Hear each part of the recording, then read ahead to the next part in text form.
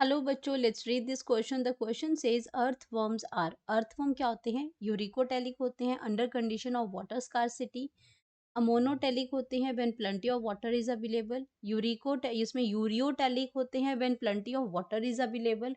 और यूरिकोटेलिक होते हैं when plenty of water is available. तो यहाँ पे क्या करते हैं, नाइट्रोजनस वेस्ट को जो एक्सक्रीट करते हैं, तो उसमें कौन से फॉर्म में अर्थवर्म प्रेजेंट होते हैं? तो सबसे पहले हम बात करेंगे की कॉन्सेप्ट की कॉन्सेप्ट की। तो की कॉन्सेप्ट में आ जाएगा nitrogenous excretion of nitrogenous waste. तो यहाँ पे बात कर रहे हैं एक्सक्रीशन ऑफ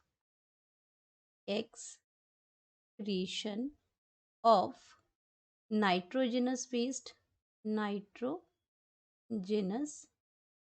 वेस्ट। और यहाँ पे वेस्ट किसकी बात हो रही है?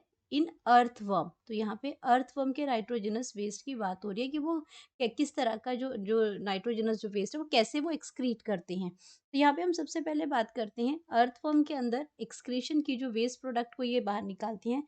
तो सबसे पहले हम बात करते हैं अमोनोटेलिक की। अमोनोटेलिक की अमोनोटेलिक क्या होते हैं? आपके ऐसे ऑर्गेनिजम्स जो क्या करते हैं? अमोनोटेलिक ऑर्गेनिजम्स जो क्या करते हैं? organisms that excrete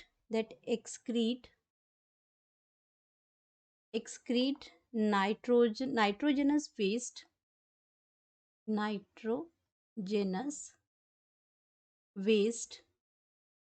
in the form of ammonia waste in the form of ammonia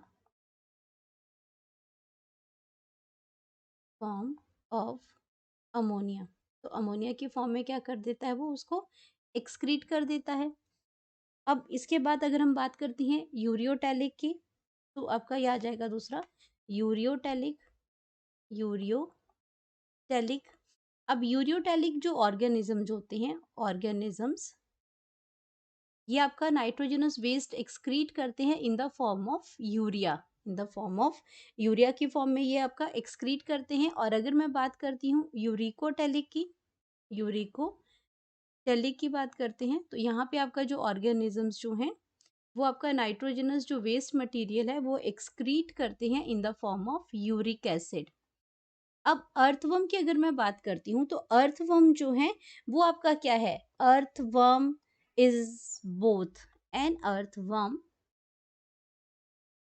N earthworm. Earthworm क्या करता है? ये आपका इज बोथ ये अमोनोटेलिक भी है।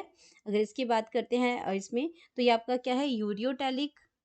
यूरियो ये आपका क्या है? यूरियोटेलिक भी है, यानी कि ये यूरिया भी एक्सक्रीट करता है, एंड अमोनोटेलिक भी है। एंड अमोनोटेलिक ही है, ये अमोनोटेलिक भी है इसके अंदर। अब ये क्या होता है इसके अंदर कि जब आपका in excess waste in the form of urea होता है, जब ये सॉइल पे प्रेजेंट होता है। अब ये यूरिकोटेलिक कब होता है? जब आपका क्या है? When earthworm present on land. When earthworm present on land, जब वो लैंड के ऊपर प्रेजेंट ऑन लैंड, तो वहाँ पे क्या है? वाटर थोड़ा सा कम होगा। तो यहाँ पे क्या होगा? लेस वाटर होगा। यहाँ पे लेस वाटर प्रेजेंट होगा। अब लेस वाटर है यहाँ पे सॉइल में, तो ये उस टाइम पे यूरिकोटेलिक हो जाता है। लेकिन जब आपका क्या करते हैं? जब ये आपका एक्वाटिक हैबिटेट में प्रेजेंट होता है।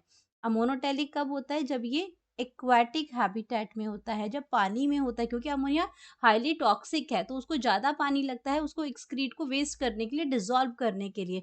तो एक्वाटिक हैबिटेट में ये क्या करता है? हैबी हैबिटेट में ये आपका क्या प्रेजेंट हो जाता है? ये अमोनोटेलिक हो जाता है।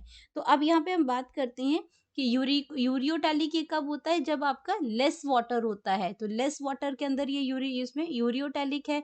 तो यहाँ पे लेकिन क्या है? यूरियोटेलिक तो लिखा है, लेकिन वहाँ पे प्लेंटी ऑफ वाटर लिखा है, तो ये ऑप्शन गलत हो जाएगी। यूरिकोटेलिक है व्हेन प्लेंट यूरिकोटेलिक आपका जो अर्थवर्म है ही नहीं है। अब यूरिकोटेलिक है, यूरिकोटेलिक प्रेजेंट ही नहीं है।